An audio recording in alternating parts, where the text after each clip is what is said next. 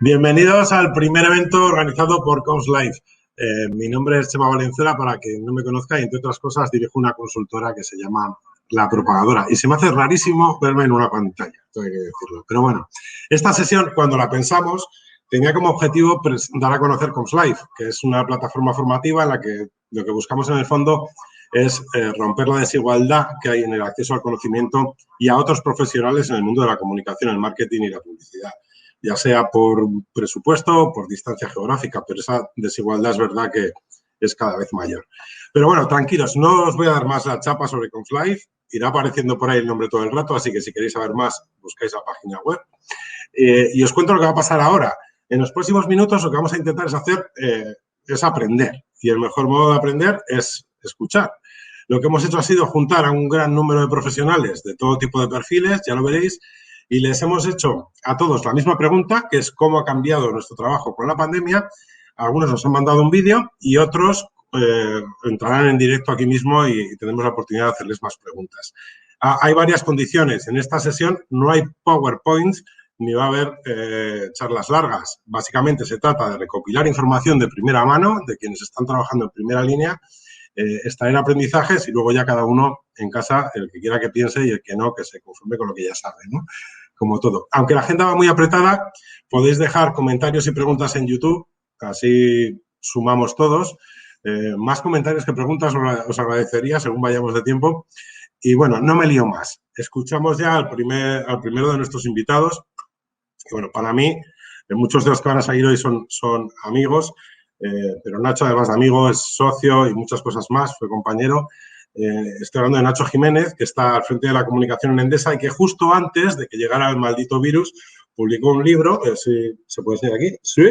Empezamos con Placement, que se titula La nueva desinformación, 20 ensayos breves contra la manipulación. Os recomiendo leerlo a todos porque da muchas pistas de lo que ha ido pasando después en este 2020. Así que nada, empezamos con él. Adelante, con Nacho. Yo creo que ha habido tres grandes elementos, ¿no? Hay una parte negativa, hay una parte estructural y hay una parte positiva. En la parte negativa hablaría de desinformación. Clarísimamente la desinformación, que ha sido un fenómeno que ha existido siempre, durante este último año se ha acelerado la escala del problema. ¿Y esto qué significa? Significa que ya no afecta solamente de manera notoria a, por ejemplo, gobiernos o instituciones. Está afectando de manera muy clara a empresas, a organizaciones de todo tipo. Y esto significa que la desinformación está impactando de manera clara en el mercado, está impactando de manera clara en la reputación, por supuesto, de las organizaciones, pero también en sus productos, también en sus servicios y también en la reputación y la credibilidad de los máximos responsables de las organizaciones y de sus profesionales y técnicos. Esto es un elemento tremendamente importante que desde el punto de vista de comunicación vamos a tener que gestionar de una manera muchísimo más decidida y con mejores herramientas de las que estábamos usando hasta ahora. Creo que esto es una parte muy importante de lo que ha sucedido este año. Desde el punto de vista estructural, yo hablaría de otra aceleración, pero esta vez de la fragmentación de los canales y de las audiencias, que hace cada vez más difícil ser relevantes en este entorno tan complejo en el que estamos viviendo. Y esto se une a una reducción progresiva de las cuotas de atención debido a la sobrecarga de información, a la sobrecarga de canales y de mensajes, pero también a un fenómeno generacional.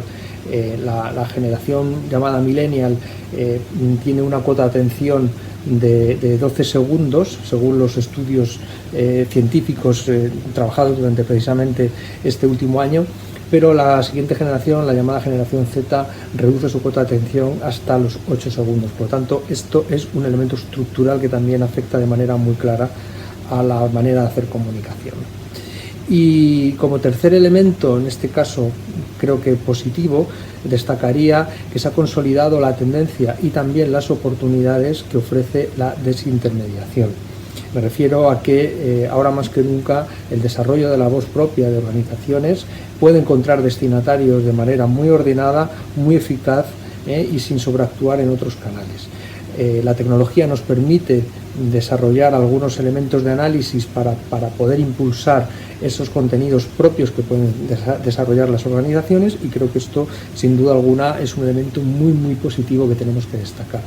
Y por otro lado, y también como elemento positivo, destacaría una creciente consolidación del el periodismo de calidad vinculado a modelos industriales de pago.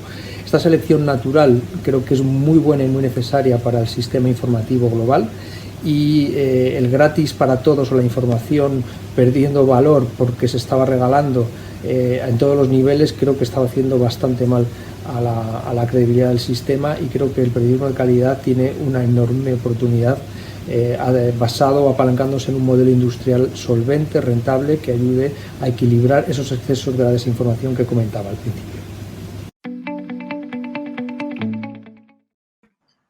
Bueno, Nacho nos ha ofrecido una visión bastante global sobre la comunicación y por ahí vamos a arrancar de momento. Tenemos con nosotros a Jaime Fagoaga, que es gerente de comunicación en Ferrovial Servicios y que, aunque no lo parezca, es de estos millennials que se supone que solo tienen una atención de 12 segundos. ¿Qué tal, Jaime? Hola, ¿qué tal, Chema? ¿Cómo estás? Vamos a arrancar con la pregunta que vamos a repetir todo el rato.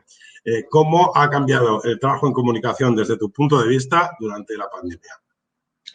A ver, yo creo que, bueno, Nacho Jiménez ya ha dado unos apuntes de los cambios principales que ha habido en el mundo de la comunicación en el año 2020, y yo creo que la comunicación, dicen que el sector de la tecnología ha cambiado, ha avanzado como unos 5 años. Yo creo que el mundo de la comunicación también ha podido dar pasos casi en 5 años también.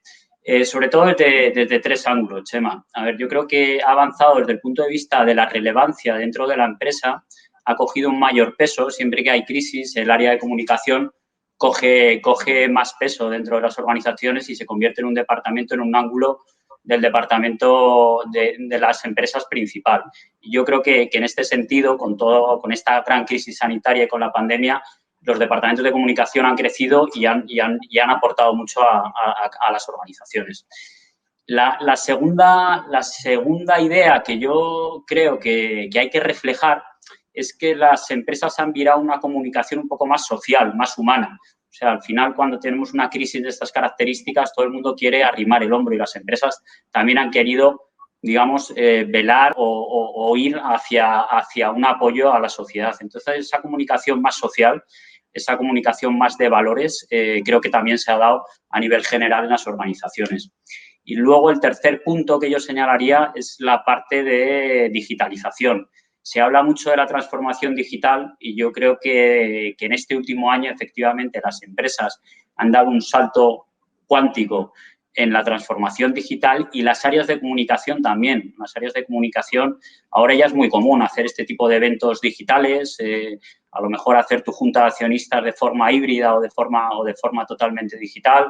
O comunicarte a través de plataformas, aplicaciones, Telegram, WhatsApp. Entonces, yo creo que esos 3 puntos de mayor relevancia, de mayor comunicación más social y una digitalización también de los equipos de comunicación y de las funciones, de la función de comunicación, creo que son aspectos relevantes que sí, quizás sin darnos tanta cuenta, sí que han ocurrido en este último ejercicio.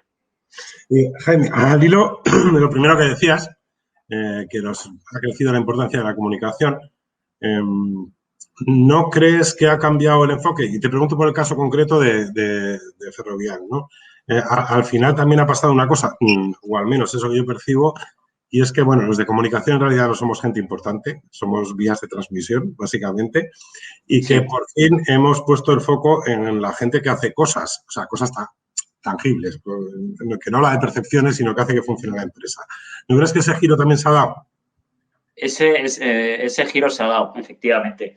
A ver, Ferrovial es una empresa cotizada en bolsa y es una compañía que su comunicación la basa mucho en la comunicación financiera y en la comunicación de proyectos de ingeniería. Pero lo que pasa es que durante la pandemia la Ferrovial presta servicios esenciales. Estamos viendo algunas imágenes.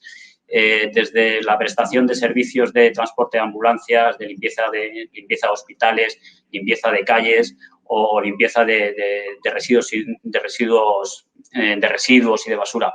Entonces, lo que ha pasado es que la comunicación ha virado hacia lo importante, como dice el Chema, ha virado hacia esas funciones que a lo mejor antes pasaban desapercibidas. Entonces, hemos virado una comunicación muy financiera a una comunicación más de contar la historia humana. sea, de contar la historia de Miguel, que se levantaba todas las mañanas durante ese mes de marzo, ese mes de abril, donde estábamos todos confinados, y salía todos los días de su casa para conducir la ambulancia de un hospital a una casa. O el caso de María, que se ponía todos los días, cuando nadie quería salir, digamos, a la calle, nadie queríamos salir, se ponía todos los días sus EPIs para hacer una limpieza de desinfección en hospitales. Entonces, esa comunicación, digamos, más de valores, de historias humanas, de bajar un poco al fondo de la cuestión, es el cambio que yo veo que hemos tenido, sobre todo en Ferrovial. Pues Jaime, muchas gracias por estar con nosotros esta tarde. Muy bien, muchas gracias, Chema, y un placer por la invitación. Tomamos nota de lo que nos has contado. ¿Vale? Bueno, en estos últimos 12 meses, y esto al menos a mí me ha tocado comprobarlo de un modo muy directo a través de la propagadora, el audio ha sido uno de los formatos cuyo impulso ha adquirido mayor importancia, o al menos es lo que se percibe, ¿no? Y parece que los datos lo confirman. Para saber cómo hemos cambiado en ese sentido, escuchamos a una de las personas que sin duda más sabe del tema, no solo en España, diría yo, que es Ana Ormaechea. Ella es directora de Producto Digital en Prisa Radio y esto es lo que nos cuenta. Durante el confinamiento se produjo un cambio en el consumo de audio en España. Lo hemos reflejado en los principales puntos del Audio Journey, que son las horas de consumo, los dispositivos de consumo y los formatos de consumo. Si nos quedamos con el punto 1, cambio en los horarios de consumo. Si generalmente el pico de audiencia de la radio, del consumo de audio, suele ser entre las 6:30 y las 9:30 de la mañana, durante el confinamiento el EGM nos dice que se movió una hora más tarde, posiblemente debido a esos no desplazamientos. Ligado a esos no desplazamientos nos llega también un cambio en el tipo de dispositivos de consumo de audio. Desciende el consumo en coche y en movilidad en coche, desciende el consumo en desktop o ordenador y aumenta el consumo en móviles y especialmente en smart speakers. Tenemos un incremento de un 113% en el consumo de streaming en los productos de Prisa Radio. Y si hablamos del cambio en los formatos, realmente hay un incremento en el consumo de podcast en España, un 25% de incremento de consumo, y mientras que en las primeras semanas hubo un mayor foco en el consumo de podcasts relacionados con el coronavirus, durante los meses posteriores se centró más en todos los podcasts relacionados con el cuidado tanto mental como el cuidado físico, ¿no? Nos centramos más en podcasts de mindfulness o podcasts para ejercitar el cuerpo. Y a grandes rasgos esto sería la gran foto del cambio del Audio Journey.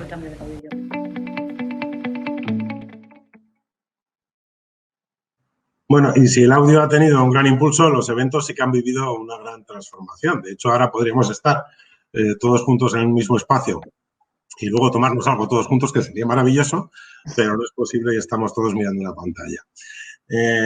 Ya que no podemos compartir espacio físico, como decía, los eventos han ido transformando y tenemos con nosotros a Marina Recio, que es directora de eventos y Customer Engagement en RPA Comunicación, que de esto pues lo habrá vivido en primera persona.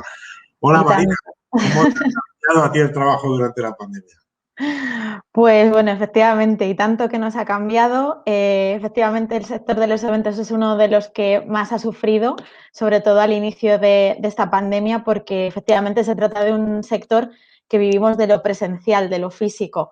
Y efectivamente las limitaciones que tuvo por la pandemia pues nos hizo vivir una crisis enorme, ¿no? Por el tema de que las empresas nos cancelaban muchísimo por pues bueno, bajadas de presupuesto, la incertidumbre de no sabemos cuánto va a durar esto y bueno, pues al final efectivamente ha sido un motivo de cambio y de tener que retransformarnos y reinventarnos para poder seguir vivos, como lo hemos conseguido. ¿Y cómo fue ese proceso de reinvención? O sea, ¿cómo conseguisteis superar, sobre todo el primer apocalipsis? Entiendo que marzo fue un horror, el impacto. ¿Cómo conseguisteis remontar?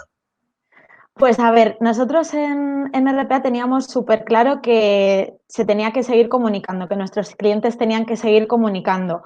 Como bien decía Jaime, sobre todo a nivel comunicación interna, era uno de los grandes pilares que tenían que tener en cuenta nuestros clientes, porque al final, efectivamente, cada uno teletrabajando desde casa, sin vernos, sin poder reunirnos físicamente y demás, pues tienes varios mensajes que trasladar, ¿no? Desde el punto de vista de motivarles para que, a pesar de la situación, puedan seguir rindiendo como tienen que hacerlo, y por otra parte trasladarles ese sentimiento de pertenencia y de unidad y seguir trasladando ese mensaje de propósito.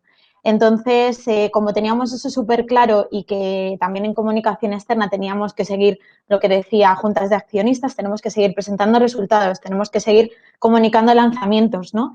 Lo que hicimos fue, no es que hiciéramos nada nuevo, sino todas esas técnicas y herramientas audiovisuales que ya contábamos con ellas y ya contábamos con esa experiencia, pues digamos que ofrecerlas y darle ese primer foco a la comunicación virtual. Entonces, a partir de ahí, lo que hicimos fue retransformar los eventos físicos en eventos virtuales, pues como pueden ser este tipo de webinars, y lo que estamos haciendo ahora, que bueno, que todos habéis podido ver en pantalla, pues eventos virtuales en los que podemos llevar a los ponentes a donde nos dé la gana gracias a escenografías virtuales, ponentes desde un punto remoto a otro, en platos físicos o de forma totalmente virtual. Y la verdad que está funcionando súper bien. Y de esto, claro, ahora tenemos métricas de cosas que no teníamos hace un año. De esto, que juguemos a ser aquí visionarios, aunque luego nos equivoquemos, que es lo mejor. ¿Qué va a quedar? O sea, ¿qué crees, qué sensación tienes de si algún día esto pasa y volvemos a la vieja normalidad? ¿Qué va a quedar de lo que hacemos ahora? Pues yo creo que van a quedar todos los aspectos positivos que tienen los eventos virtuales, que al final tienen muchos. Uno, como dices, métricas. Nos permite tener muchísima información de los usuarios que se conectan a nuestro evento. Por otra parte, nos va a permitir el tema de hacer eventos más pequeños a nivel físico o híbrido, porque eso es a lo que va a tender el sector, pero con un mayor alcance. Es decir, si por temas de espacio y de logística puedo invitar físicamente a 50, 100, 150 personas, el alcance de mi evento vía streaming va a ser infinito. Puedo llegar a 5.000 personas en todo el mundo. Entonces, en ese sentido, el alcance también se va a quedar y la distribución de ese tipo de eventos más masivos, pero más locales, físicamente hablando. Y yo creo que también el tema de la seguridad y de los distanciamientos y de la higiene va a estar también muy presente en los futuros eventos que organicemos. Pues Marina, muchísimas gracias por estar con nosotros esta tarde y por compartir el conocimiento de este año. Muchas gracias, Chema. Un abrazo a todos. Y los eventos, sin duda, se han tenido que adaptar a esto que llamamos de un modo u otro nueva normalidad, pero también lo ha hecho el sector audiovisual, que hoy tocaremos bastante. Escuchamos a alguien que de esto sabe muchísimo, que es Pablo Reyes. Él es el socio que está al frente de toda la producción que sale de Quality Media. El 2020 fue una innovación constante en términos de producción audiovisual y en términos de producción remota. Quality, la empresa que nosotros dirigimos, comenzó a realizar producción remota en 2017, pero nunca nos imaginamos que tendríamos que aplicarla para hacer una producción desde las casas.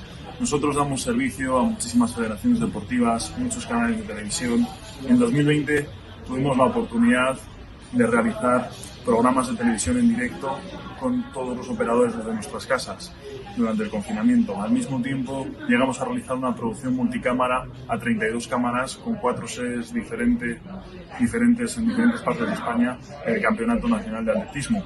Todos estos hitos eran impensables en un mundo previo a la pandemia, ya que muchos de los equipos que se conectaban con un cable había una imposibilidad física para hacerlo y empezamos a conectarlo de manera remota. Y seguimos hablando del mundo audiovisual porque tenemos ya con nosotros a Enrique Torralbo, que es socio de Top Gun.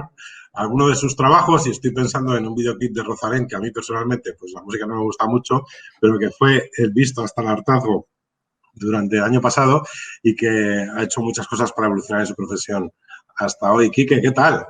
¿Qué tal, Chema? ¿Cómo estás? Yo debo decir que a mí la música de Rosalén tampoco me va mucho, si te tengo que decir, pero oye. Quique, ¿cómo hemos cambiado en el último año? Pues ha cambiado todo para que todo siga un poco igual, por otro lado.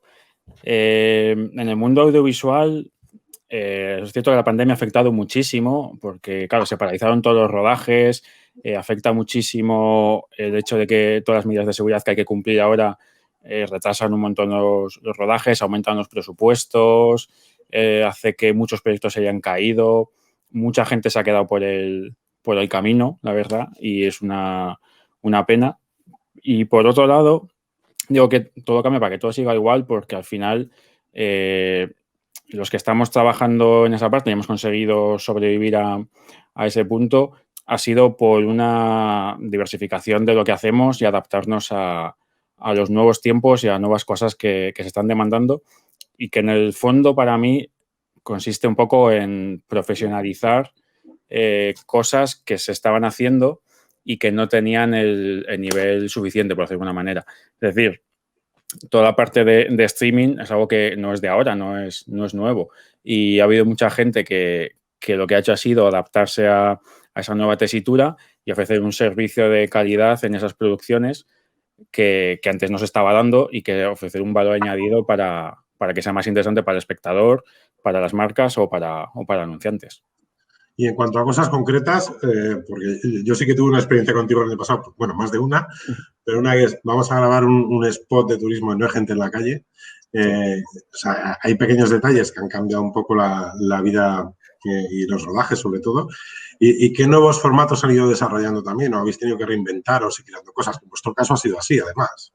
Sí, nosotros hemos tenido suerte porque hemos salido fortalecidos de la pandemia y nuestra facturación ha aumentado un montón, porque lo que ya hacíamos hemos podido mantenerlo, porque, como decía, tenemos muy diversificadas las cosas que hacemos. Podemos hacer documentales, videoclips, hacemos revistas en papel para la Fundación Telefónica, hemos hecho webinars y seminarios y charlas virtuales como estas para Telefónica también.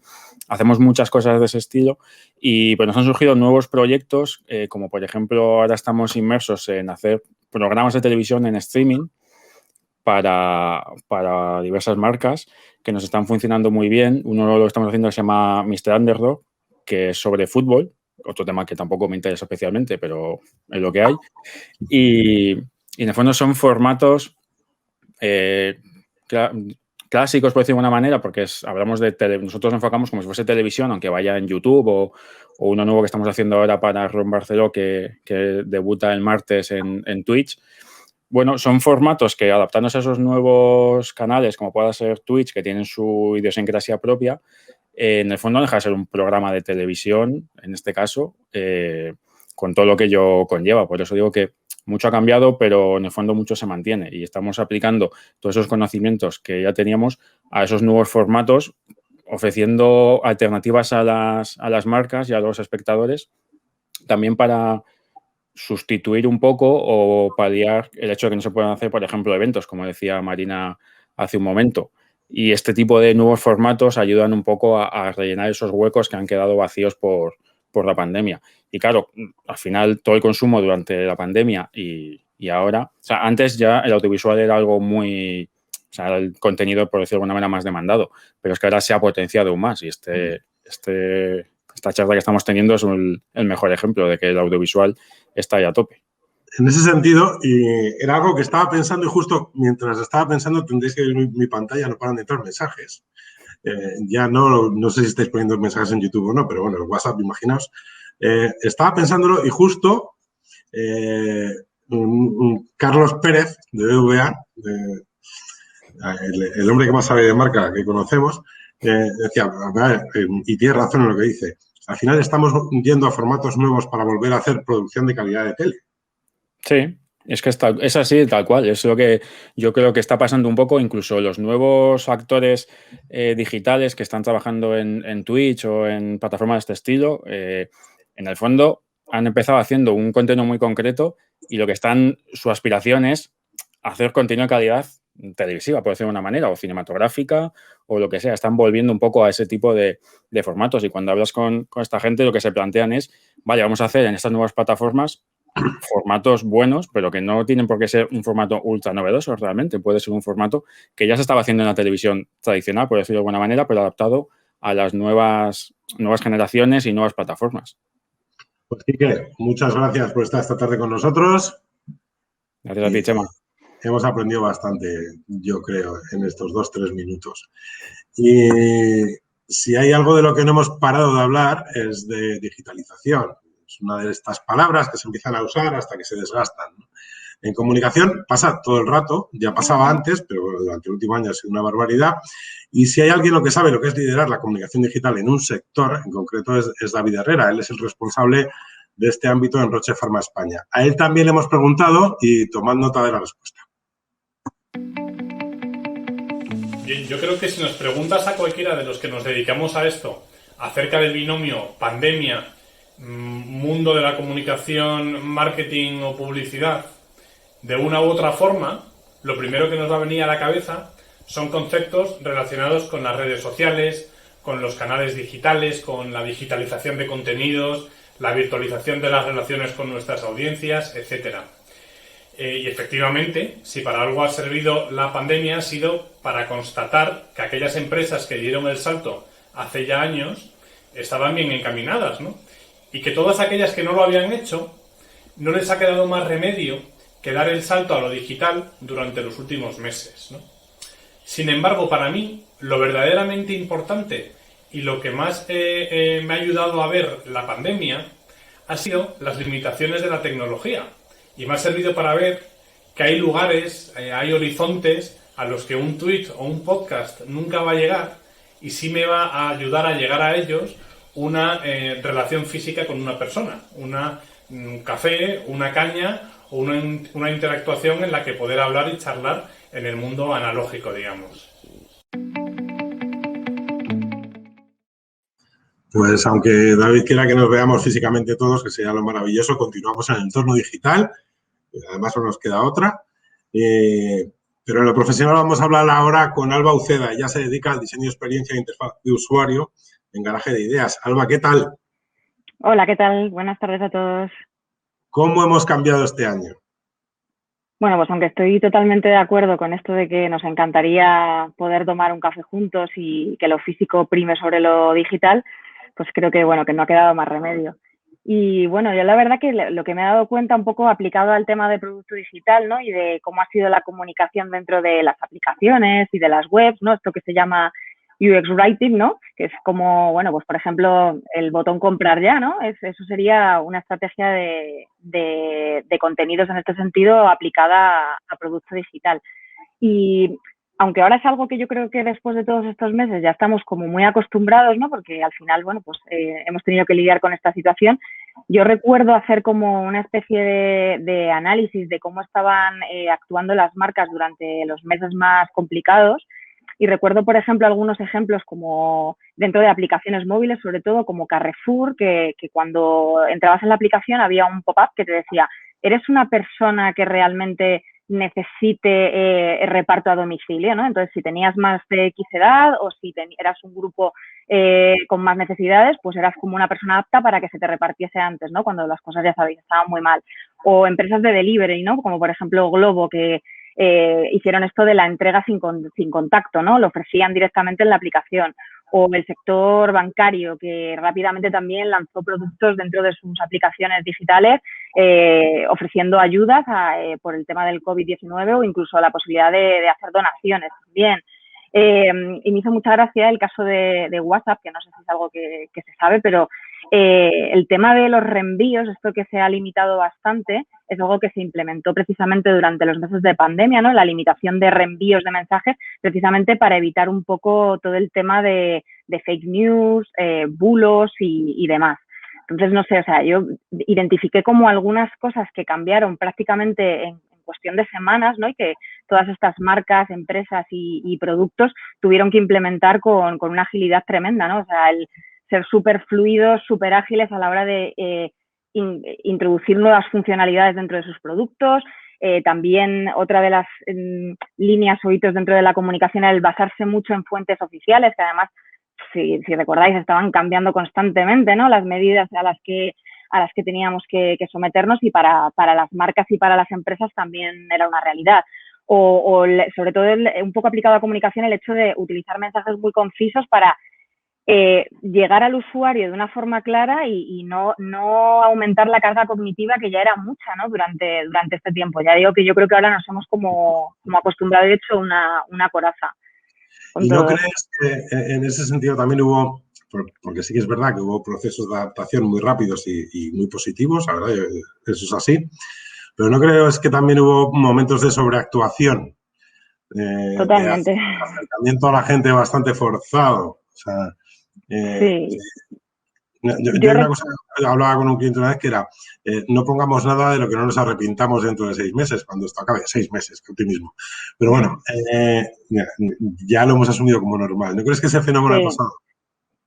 Sí, y quizás no aplicado tanto a producto digital, un poco por hablar de comunicación en general. Recuerdo como otra reflexión, ¿no?, que hice durante estos meses y yo creo que es un buen tema de debate que se puede abrir ahí en el chat de YouTube, y es el tema de la positividad por positividad, ¿no?, de la positividad tóxica, ¿no?, que se llama, ¿no?, que es esto de infantilizar un poco toda la comunicación. O sea, no sé si estaréis de acuerdo, pero yo recuerdo que todos los spots que empezaron a lanzarse durante las semanas más complicadas eran todos con el mismo look and feel, porque aparte había que tirar de banco de imágenes, o sea que al final todos eran un poco pianito y ese tipo de recursos.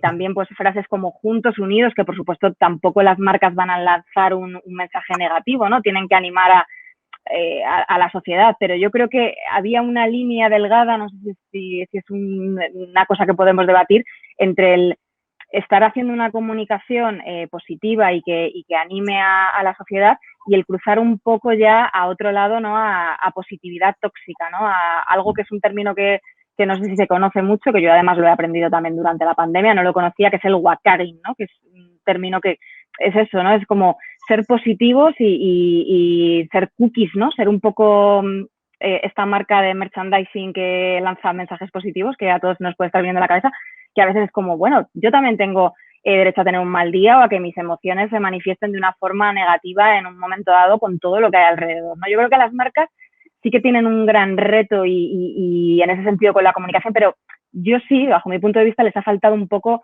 un punto de realismo de cómo abordarlo sin caer en la negatividad, pero creo que se han pasado un poco del umbral de la positividad tóxica, sinceramente.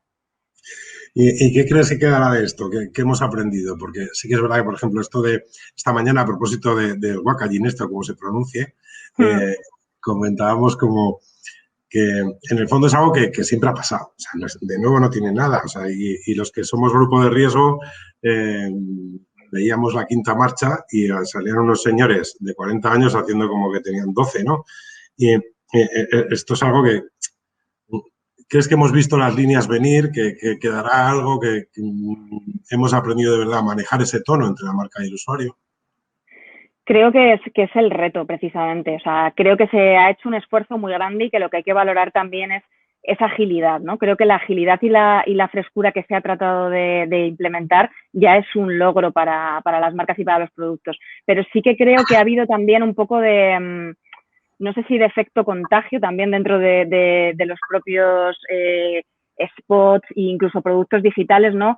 Haciendo un poco cosas muy repetitivas. Entonces, a mí me hubiese encantado, esto es un punto de vista también muy personal, ¿no?, pero encontrar una marca o un spot de los que veíamos que se lanzaban cada X días y que era muy similar al anterior, que hubiese roto un poco con esa dinámica. Pero creo sinceramente que es muy complicado y que el reto está ahí. Creo que se ha aprendido mucho, estoy segura.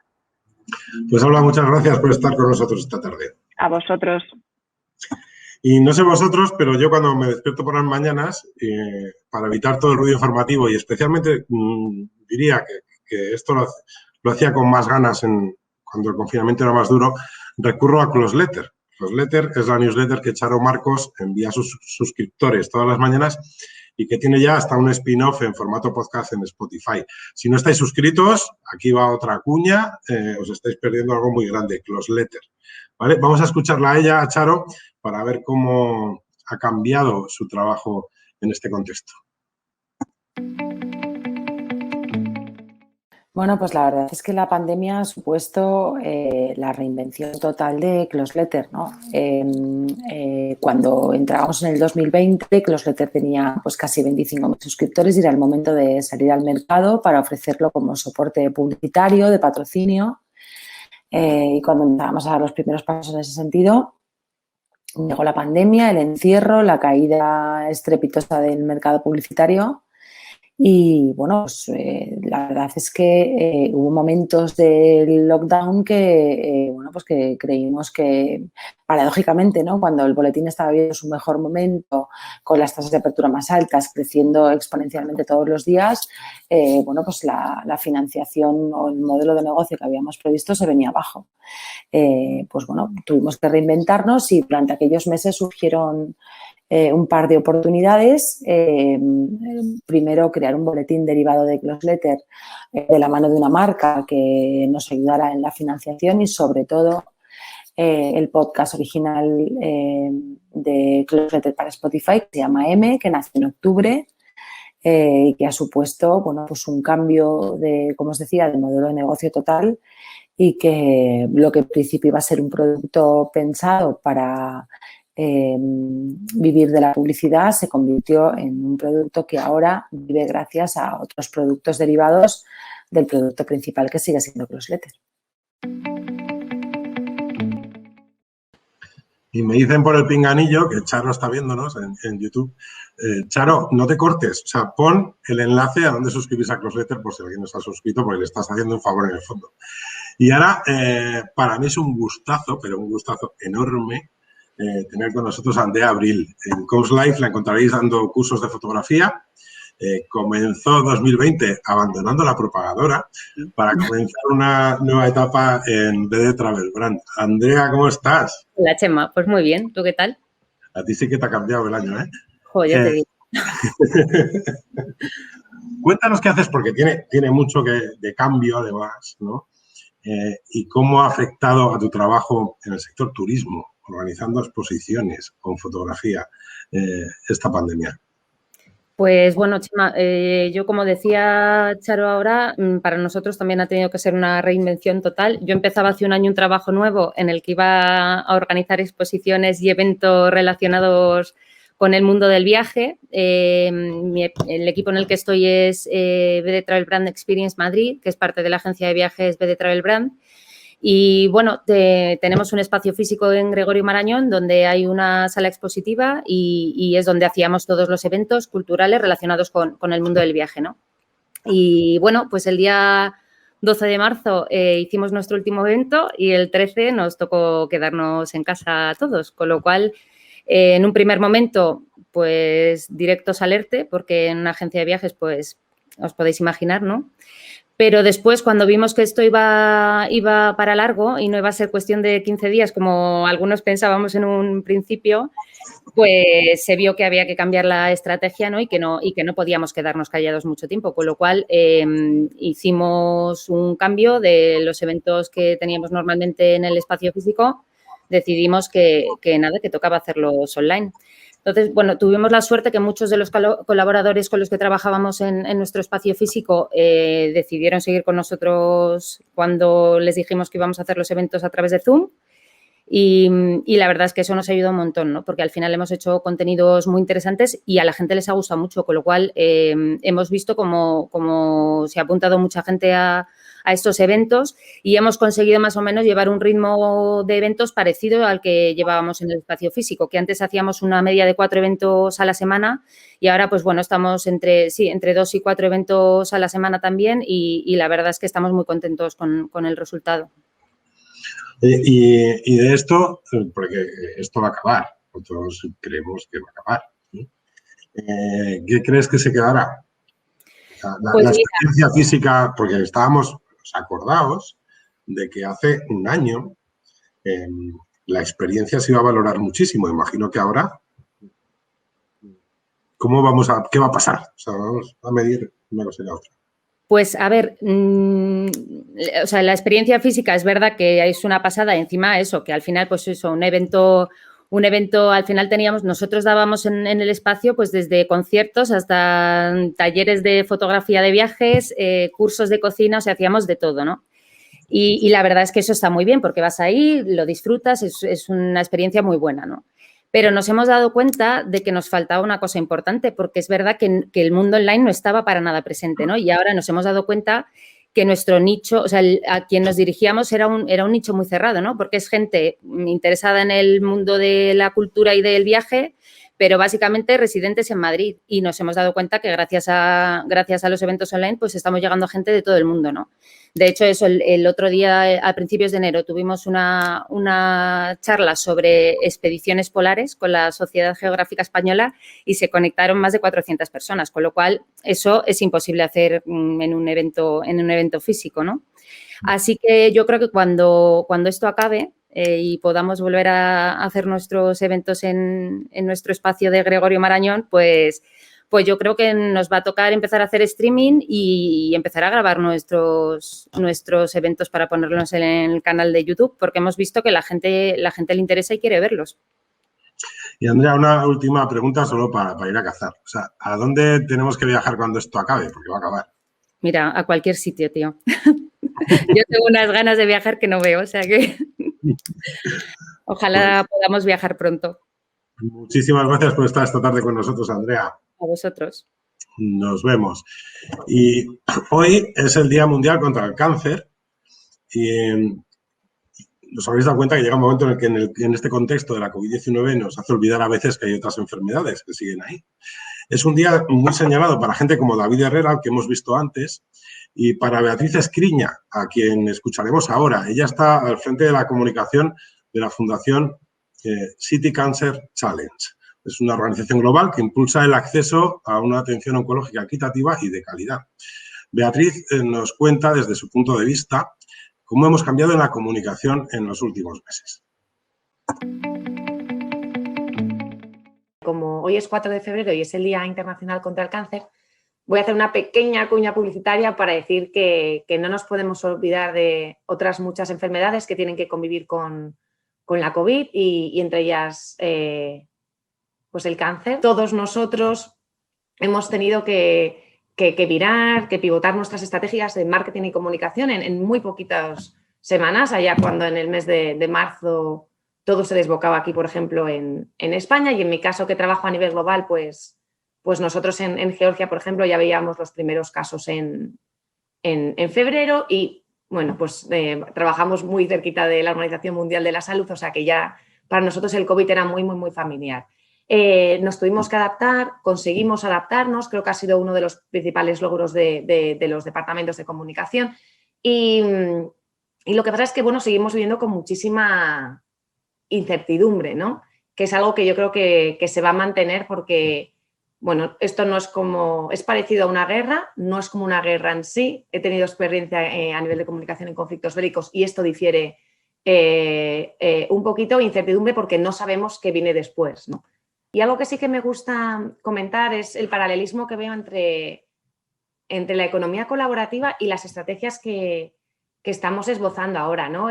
Con el boom de la economía colaborativa vimos la importancia que se le daba al acceso en vez de a la posesión, y aquí yo creo que ahora se trata más del empatizar que el vender, que el ayudar, que el vender, que el mostrar realmente cuál es el verdadero propósito de las organizaciones y de las marcas, ¿no? Yo creo que es un momento clave para ver realmente el propósito de las empresas.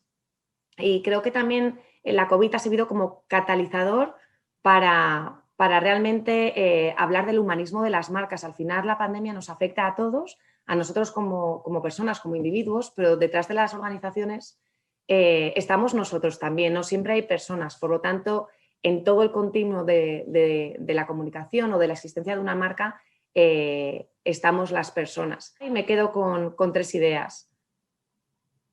Propósito, el propósito de las marcas, fundamental.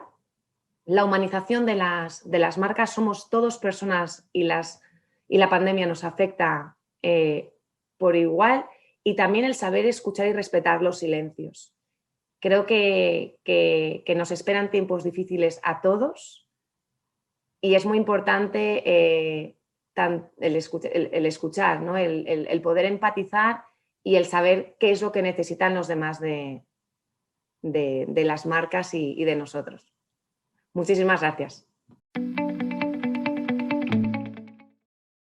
Pues yo me quedo con eso de valorar el silencio también que decía Beatriz, me parece súper importante y cada vez más, ¿no? Y diréis, ¿y qué hace este tío con mascarilla?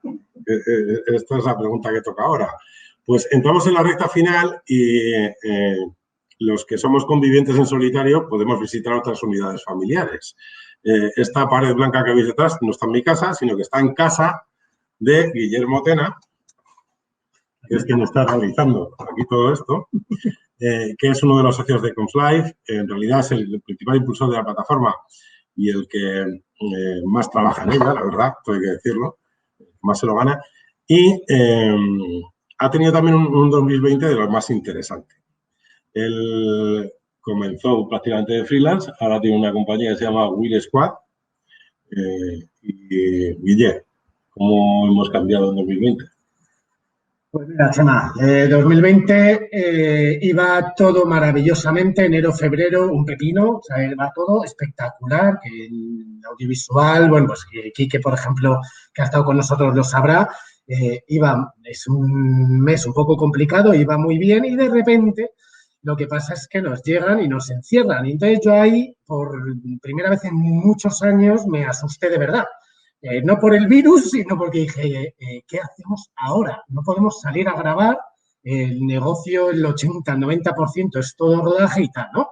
Entonces, bueno, apareciste tú y la propagadora un poco al rescate para editar unos podcasts y tal, y a partir de ese momento me puse a pensar. A ver, yo me he dedicado toda la vida a la producción, o sea, el perfil de productor es prevenir todos los problemas que te pueden pasar en un rodaje, ¿no?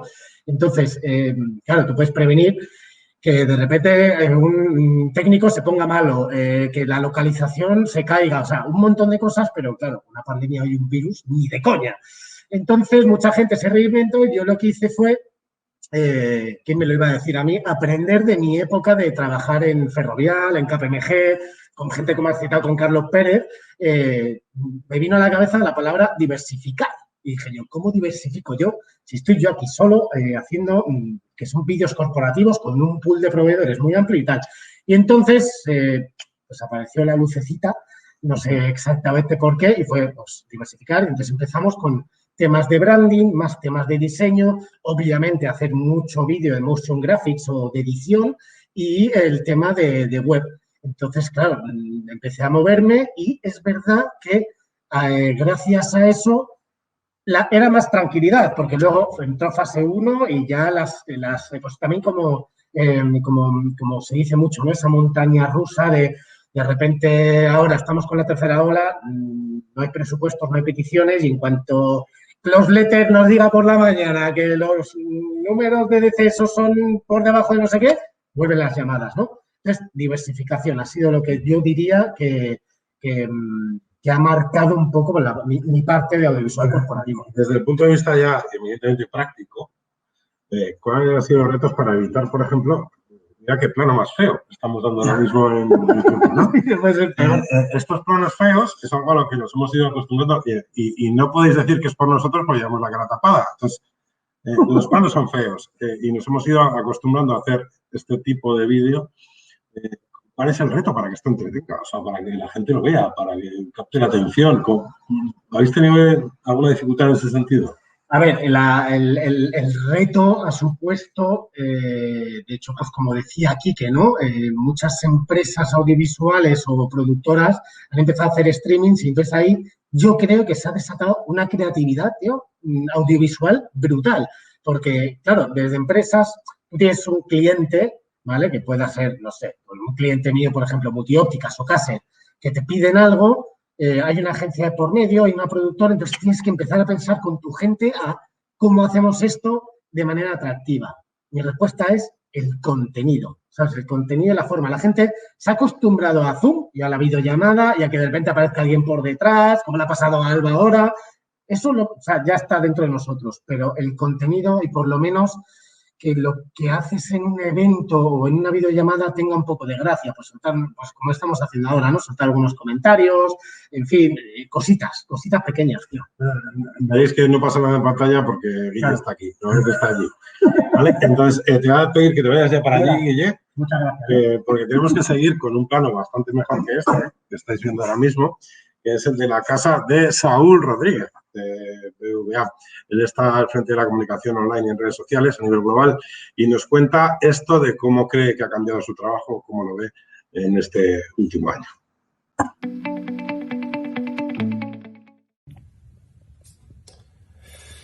Buen día a todos, soy Saúl Rodríguez, trabajo en el Departamento de Comunicación de BBVA y hoy vamos a hablar, ¿no?, de la triple C: comunicación, confinamiento y COVID.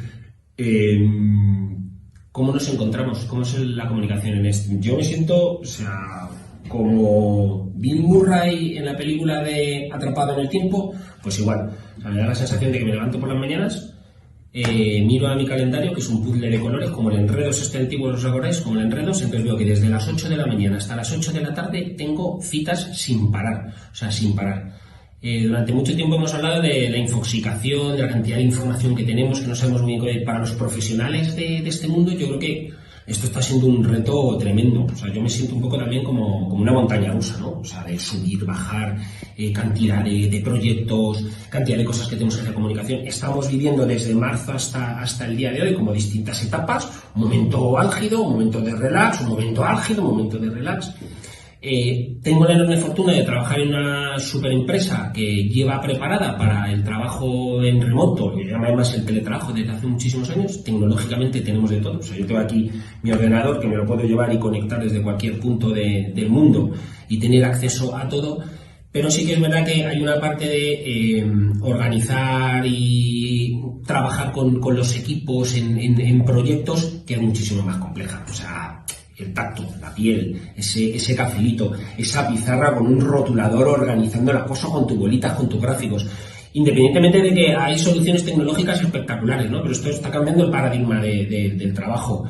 Yo quiero pensar que esto es un lapsus, un KitKat, ¿no? Esto que decían, es como un periodo intermedio, y que tiene que haber un mix entre teletrabajar, estar con los equipos, pensar en proyectos. Es que fijaos lo acelerado que voy. Si es que no, puedo grabar este vídeo porque he terminado una reunión un poquito antes y he tenido este tiempo. Necesitamos también pausa para poder reflexionar, para poder analizar lo que está pasando y para poder afrontar cosas nuevas. Es un reto apasionante para lo que nos dedicamos hasta el mundo de la comunicación, pero bueno, se me quedan un montonazo de cosas en la cabeza. Pero bueno, seguro que vosotros, compañeros y compañeras, pues aportaréis mucho más. Seguimos adelante. Chao.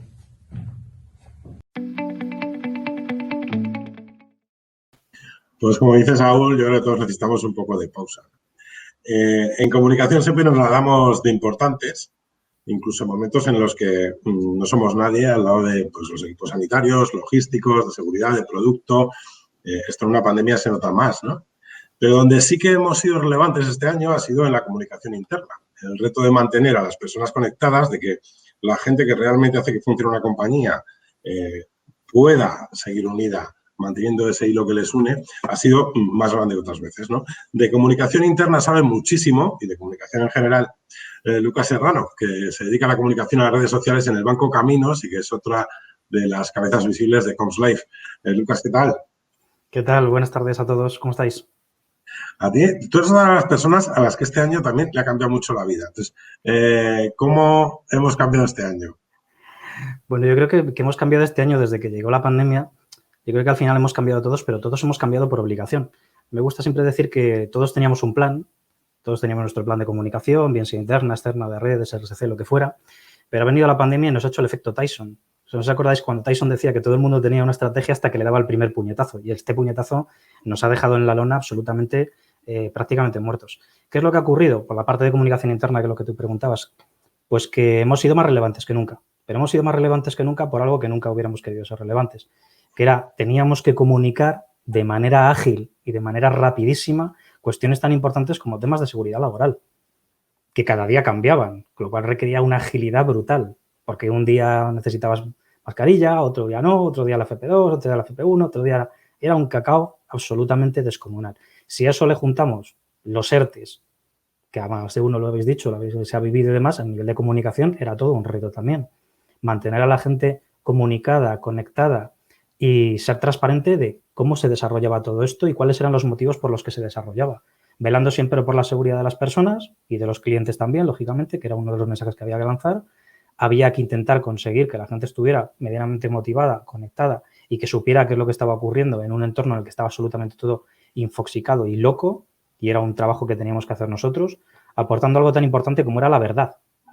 la verdad de lo que ocurría, la verdad de lo que ocurría dentro de nuestra casa, la verdad de lo que ocurría dentro de la compañía y aportar también tranquilidad de que en ciertas compañías, en ciertas empresas, pues que tenían riñón y que tenían lógicamente futuro, pues las cosas se podían seguir funcionando y no había riesgo de desaparecer en un futuro muy concreto, muy inmediato. Entonces, nos hemos visto abocados a ser protagonistas, como tú bien has dicho, sin quererlo y sin desearlo. Hablando de eso de la verdad, la desintoxicación, hay una cosa que yo creo que ha pasado y me gustaría que vieras me dieras tu opinión. Yo tengo la sensación de que, por ejemplo, la intranet antes, y aquí entiendo que los que están ahí en el chat, que ha trabajado en una empresa grande lo habrá vivido, la intranet pasaba a ser ruido de fondo. La gente entraba a mirar las dos cosas obligatorias y por lo demás, o sea, ya están mandándome correos de internet, ya tengo que no mirar la internet. Ahora, ¿cómo se consigue recuperar algo, la credibilidad, en cierto modo? Porque en el fondo estamos hablando todo el rato de credibilidad desde las 7 de la tarde. ¿Cómo se consigue impulsarla en un momento tan complejo? Yo creo que hay dos líneas que trabajar. Una que habéis dicho que es el contenido, que para mí yo lo resumo en la palabra verdad. Uno de los problemas que ha pasado siempre en comunicación interna es que ha faltado verdad. Y no me refiero a verdad del contenido que había detrás, sino verdad, autenticidad dentro de lo que estábamos comunicando. Y eso engancha con la forma en la que nos comunicamos internamente con nuestros profesionales, con la gente que trabaja dentro de las compañías. Mirad, yo creo que todos somos conscientes de que cuando estamos en casa tenemos en nuestra mano la posibilidad de elegir lo que queremos ver. Tenemos Netflix, tenemos HBO, tenemos un mundo digital, tenemos, como habéis dicho, una atención muy escasa. Tenemos una realidad que cuando llegas a la empresa es completamente distinta. O sea, de repente tú tienes en casa tu Twitter, tu Facebook, tu LinkedIn, todas tus redes sociales, tienes acceso a lo que quieras cuando tú quieras en el momento que desees a través de cualquier dispositivo. Y luego llegas a la empresa y tienes una intranet y tienes un mogollón de correos de comunicación interna que te interesan nada y menos. Entonces, esa realidad, esa dicotomía es la que hay que romper para conseguir que eso lo que hemos ganado, que yo creo que ha sido esa relevancia y esa necesidad dentro de las compañías y el ponernos enfrente incluso de los CEOs y obligarles a comunicar y asumir el liderazgo en comunicar y darles una patada a los que yo suelo llamar los yes men que hay alrededor de los CEOs y de todos los directivos diciendo que todo va muy bien y que todo va estupendamente, pues eso nos toca defenderlo y nos toca seguir trabajándolo para que esto lógicamente no se pierda. Y en ese sentido, ¿no tienes la sensación de que ha sido un baño de realidad en cierto sentido? Bueno, en muchos sentidos, obviamente, en lo vital, ¿no? En lo más relevante que hay. Pero en cuanto a la parte laboral y en el aspecto de la comunicación, en el sentido de que nos hemos dado cuenta de que los de comunicación no somos la medida del mundo. Hablábamos mucho de empatía, estábamos muy lejos de ponernos en los pies del otro y de repente ha sido, para adelante, chavales, o sois capaces de empatizar con tu compañero de al lado o aquí no hay quien funcione. Sí, absolutamente. Yo creo que una de las cosas que nos ha tocado hacer, como te decía, ha sido desgrasar muchas veces los mensajes y las formas en las que abordábamos esos mensajes, esa comunicación con nuestros compañeros y hacerla de una manera absolutamente transparente, normalizada, actual, y yo creo que le hemos dado una vuelta en muchas ocasiones, en muchas empresas le hemos dado una vuelta a la comunicación para hacerla, como decía, más auténtica y más cercana, en lugar de cosas como veíamos, yo conozco en ciertas empresas donde al final los correos electrónicos cuando se mandaban por parte de recursos humanos empezaban por la presente y seguían adelante. Y eso ahora mismo es para coger a esa persona y meterla debajo de un felpudo y no sacarle en la vida más. Entonces, lo que ha ocurrido a nivel de comunicación es lo que tú dices, que nos hemos dado un baño de realidad a la hora de darnos cuenta en todas las empresas que no estábamos llegando, que no teníamos canales adecuados para llegar a una realidad como la que nos ha tocado vivir. Que no, la gente no se estaba dando cuenta ni que se quedaba con los mensajes, que no eran relevantes para ellos. Todo eso nos hemos dado cuenta de una manera, bueno, yo creo que ha sido prácticamente hipersónica, porque hemos tenido que reactivarlo todo, hemos tenido que cambiar, hemos tenido que poner al CEO en primer nivel, hemos tenido que activar canales digitales que en muchos sitios, tú sabes algunos ejemplos, hubieran sido impensables en ciertos sectores desarrollar y, sin embargo, ahora mismo tenemos visibilidad, tenemos atención y, ojo, en comunicación interna ahora tenemos hasta presupuesto. Pues Lucas, muchas gracias por estar esta tarde con nosotros. El que quiera seguir aprendiendo con Lucas, en comslife.com se puede. O sea que te esperamos ahí, campeón. Muchas gracias a todos. Un abrazo fuerte. Y bueno, me dicen por el pinganillo que cierran los bares a las 9 y todavía teníamos pendiente aquí tomarnos una. Así que vamos a ir cerrando con Nacho Tena. A ver, Nacho viene sobre todo para abrirnos para aclarar ciertas cosas sobre algo que yo, por ejemplo, no tengo ni idea, ¿vale? Se ha hablado mucho de que durante el último año los eSports son algo emergente, que ha aflorado, que va más, que es el futuro. Para muchos seguramente ya es el presente, de hecho ya es el presente y es un hecho. Nacho, aparte de ser un amigo íntimo mío de siempre, porque esto, como ha dicho alguien por ahí, esto parece Santiago Segura y sus amiguetes, sabe muchísimo de comunicación y patrocinios y ahora mismo es CEO de un equipo de eSports que se llama Wigers. ¿Se pronuncia así, Nacho? Sí, Wigers. Está bien. Gracias por decirlo bien. Ya sabes, los boomers en estas cosas nos liamos. Tú eres un boomer llegando a un mundo millennial como de los eSports. Todo lo que se habla de los eSports es verdad. O sea, ¿cómo funciona en este sentido? ¿De verdad ha habido un boom relevante con toda la gente en casa consumiendo este tipo de contenido? Bueno, sí y no. La pandemia lo que ha sucedido es que el mundo de los eSports se ha dado más a conocer por una serie de circunstancias que han pasado, entre otras que es un mundo meramente digital y donde todo el mundo tenía que estar en casa durante mucho tiempo y entonces al final los contenidos puramente digitales eran los que no se han tenido que reinventar y entonces ahí ya estaban. Los eSports en realidad lo que son es competiciones profesionales de videojuegos, es decir, hablamos de eSports, se confunde con el gaming, con los videojuegos en general, la gente juega a videojuegos y otros que ven jugar a videojuegos, esos son los eSports. En ese sentido, claro, la pandemia ha sido muy positiva, aunque esté mal decirlo así, pero es la realidad, porque las audiencias han crecido mucho. ¿Qué sucede? Que es un sector que también ha tenido una parte negativa, como todos, en términos económicos, porque a día de hoy los eSports viven esencialmente de los patrocinios y la realidad de las marcas patrocinadoras es que han sufrido unos recortes presupuestarios muy importantes, la incertidumbre les ha afectado mucho. Y, de hecho, la mayoría de las marcas que estaban presentes en los eSports han continuado porque ven que es interesante para un tipo de segmento poblacional y que es tan digital que resiste hasta una pandemia, pero muchísimas otras marcas que se estaban planteando entrar en el sector como patrocinadores, pues claro, lo han frenado radicalmente porque los que dirigimos estas marcas somos boomers y no tenemos claro cómo funciona, o bien porque, claro, la incertidumbre hace que te entren ciertos miedos, pues entonces han decidido no hacer probaturas, con lo cual, pues ya está, ahí hemos tenido la parte negativa. O sea, positivo, que ha habido unas audiencias brutales, han superado lo digital, han llegado a las barreras de los medios de comunicación tradicionales, ya tenemos figuras nacionalmente conocidas como Ibai, que han conseguido pues que se hable de eSports en cualquier medio de comunicación y la parte negativa, pues eso, que las marcas pues están ahora en un momento como para pensarse dos veces. Y desde el punto de vista de las marcas, o sea, si yo soy una marca, imagínate que no me han recortado tanto el presupuesto, o sí, ¿qué ventajas ofrecen los eSports en el momento actual? O sea, siendo algo absolutamente coyuntural, esperemos.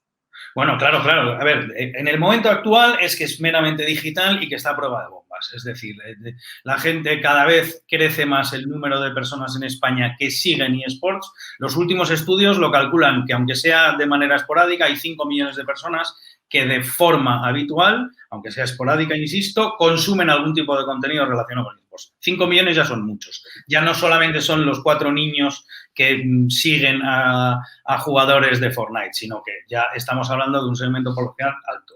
Y sobre todo que es que se puede adaptar también al mundo digital porque es nativo de ahí, que son las marcas, ¿vale?, las que tienen que adaptar sus estrategias de comunicación a esos nuevos canales que les ofrece el sector. Y muchas marcas, en realidad, se han transformado digitalmente porque les ha obligado la pandemia, ¿vale? Yo conozco mucha gente que no le dejaban teletrabajar. Y sin embargo ahora, pues claro, esos jefes que no querían que la gente teletrabajara, pues se han tenido que aguantar y que la gente teletrabaje. Bueno, pues esas marcas ahora van a tener, con el paso del tiempo, y eso creo que ha venido para quedarse, van a tener que adaptar parte de sus estrategias de comunicación al mundo digital real, no al adaptado, y a partir de ahí, pues los eSports empezaremos a tener mucha más presencia en el cóctel, vamos a decir, de marketing de las marcas de todo tipo. Bueno, pido perdón por decir que somos boomers, ¿vale? Porque ya me Ayer me llamaron mensajes. Me han llegado 80 mensajes de Somos X. Bueno, Charo Marcos ahora mismo está en pantalla. Ayer me llamaron boomer y me lo tuve que comer. Pues eso que hay. En tu caso, además, la experiencia es la de alguien que llega a un sector que conocías desde el otro punto de vista, desde fuera, lo ves desde dentro. La expectativa que tenías de futuro, es decir, esto va a funcionar como un tiro en el futuro, ¿hasta qué punto se ve confirmada o no con lo que está pasando? No, bueno, está perjudicada, claro, sí. Porque ten en cuenta que las audiencias, como digo, continúan, pero claro, si el soporte económico principal del sector es endeble, entonces evidentemente ese proyecto que teníamos de crecimiento que se iba a trasladar de una manera, no digo fácil, pero sí bastante lógica en términos de monetización y de darle sostenibilidad y rentabilidad al sector, pues ahora mismo está en pausa, evidentemente. ¿Esto qué quiere decir? Que lo que iba a pasar este año y el que viene, pues va a pasar dentro de 2 o dentro de 3 y tendremos que correr mucho más en el momento en que podamos. Y esta época del año, esta época de pandemia, pues estamos todos un poco trabajando para que cuando regresen los buenos tiempos, pues estemos totalmente preparados para que esas empresas, esas marcas entiendan el sector, sepan qué significa, cómo funciona, a quién se dirige, qué ventajas tiene, etcétera, etcétera, etcétera. Y no tener que hacer esa educación cuando nos vuelvan a escuchar. Pues la verdad es que esta conversación sí que es un baño de realidad sobre los eSports, comparado con lo que vemos normalmente en medios de qué moderno todo se nos escapa. Por lo menos yo siento que me pierdo algo. Sin más, ya para ir cerrando, ¿qué nos estamos perdiendo? Ya no desde el punto de vista de futuro y negocio, ¿qué nos estamos perdiendo los que no vemos los eSports? A ver, gente como tú, nada. La realidad, a no ser que nos inventemos una competición de guitarreos y te lo pongamos. En el Guitar Hero lo peto, ¿eh? Se me acaba de ocurrir una competición de Guitar Hero en España. No, la realidad es que la gente que hay que entender que hay muchísima gente en España que, sobre todo por edad, pero que, claro, empezó jugando a videojuegos y ahora le encanta ver jugar a otros, ver a jugar a los profesionales, a los grandes equipos que juegan las grandes competiciones y es un modelo de ocio que está ahí para quedarse. Igual que los cines han tenido que asumir que ahora la gente tiene Netflix, pues digamos que los deportes tradicionales, incluso el ocio tradicional, el teatro, el cine, cualquier cosa, tienen que asumir que hay un nuevo modelo de ocio, un nuevo tipo de entretenimiento, que hay muchísima gente que lo tiene completamente asumido porque viene de su pasión por jugar a videojuegos y les encanta hacerlo. Entonces hay que entender que es una realidad que las empresas de marketing, de comunicación y de producto y de cualquier cosa, pues van a tener que empezar a ver. Lo tienen que empezar a ver ya como una realidad con la que tienen que trabajar. Pues Nacho, muchas gracias por estar con nosotros esta tarde. La verdad es que yo aquí sí que he aprendido más que en toda la tarde, yo creo. Es el mundo que más se me escapa y que menos conozco.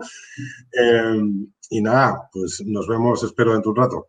Muy bien. Venga, un saludo a todos. Gracias.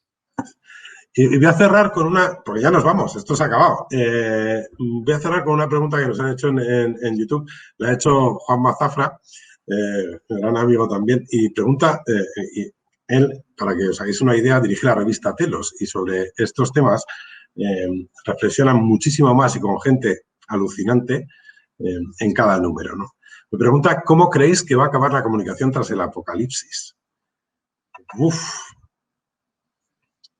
Mira, Nostradamus no tenía ni idea de lo que predecía, o sea que nosotros tampoco. Y si te hablo yo de lo que